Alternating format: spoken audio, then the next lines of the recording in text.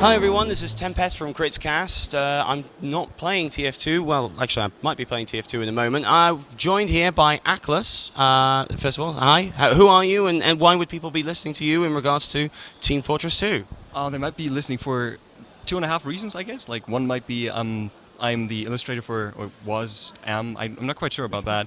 For TF2, I've done a couple banners since April, I think. I completely lost track. I've done so many. That's for ETF2L, wasn't it? TF2L, yeah. And I made this really dorky card game. This intrigues me something rotten. Now, I've been saying for the longest time that TF2, the style of the play, and especially with all like the weapons and well, perhaps not so much some of the the unlocked weapons, shall we say, it could be a great thing to be converted into a game. And I've been racking my brain trying to figure out how to do it, and I don't need to anymore because you've generously done that for me. Well, it wasn't just me. I actually made a post on TF2L and TFTV, I think, as well, about people who are enthusiastic about card games and would like to actually develop something like that. And I got help from Samzi and Ethag mostly.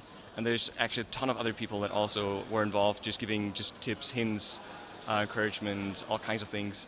And it was a lot of fun, and the game would not look this way if I were my own. It probably look much, much, much worse than that. Well, from an artistic perspective, I think I'd probably dispute that. But anyway, so what sparked you off? Why did you actually go ahead and make this? I mean, I know I've just said that I've been thinking about it, but there's a difference between thinking about it and doing it. So what kind of sparked everything off?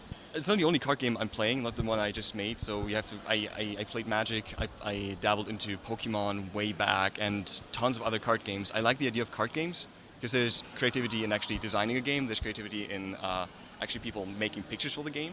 And designing, like, even with the players, you're designing a deck as effectively and changing things around. Yeah, it's very creative. Well, what's the basic gist of things? So for anybody who knows some of these games like Magic, you have a life total. Certain games you have targets or things that you need to achieve during the game. What is like the basic goal of it, and how does it play out? Right, it's trying to emulate the playstyle of 6v6 competitive TF2, just because it's probably the easiest one to do as a start.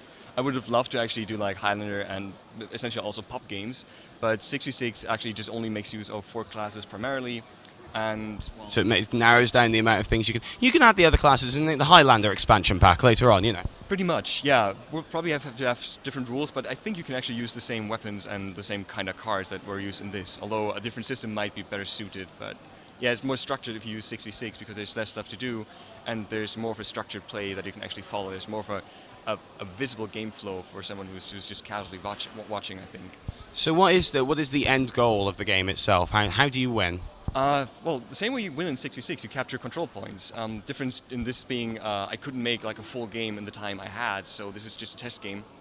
And this is essentially the midpoint, and you're trying to cap that. Whoever caps mid wins. Well, let's just call it a Koth game then at that point. Yeah, I think that's fine. That's actually a really good comparison, yeah. So I see you've got in your hand there. You've got like the scout cards, obviously the Sixers cards that you were saying. So do you have these? Is it draw? How does it go? You have cards in your hand in the same way that you normally do, or? Well, the game is kind of a hybrid between not a board game, a tabletop game and an actual card game. So what you see here is an actual board. It's kind of like I like to compare this game to chess, also because I actually like to compare 6v6 to chess. So you got like a king in medic who shouldn't die, and the queen in demo who's really versatile and can do stuff. And just like that, you just position the stuff at the start of the game on the field, and then you move them around and try to get into your opponent's control zone and try to stay there, and then stay there for a specific amount of time, and then cap it. It's essentially just that. Okay. So it is actually, there's things involved in movement on the board as well as it's not just, I throw this card at you, you suddenly know what it does. There's actual physical location changes as well. Yeah, that's mainly what it's about. Like 66, a lot about positioning.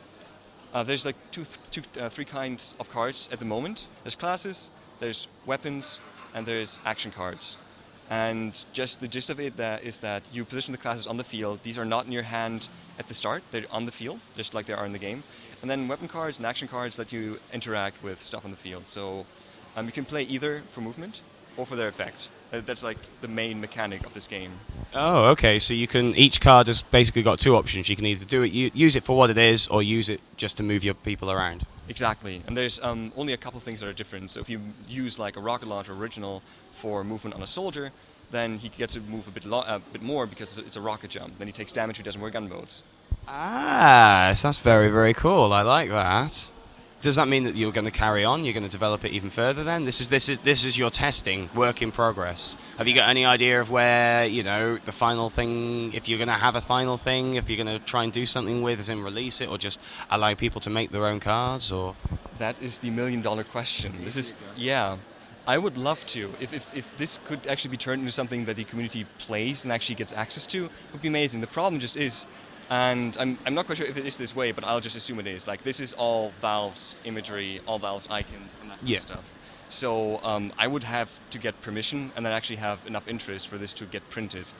And then I have no idea how that works, and I'm trying to figure that out, but I don't quite know how yet.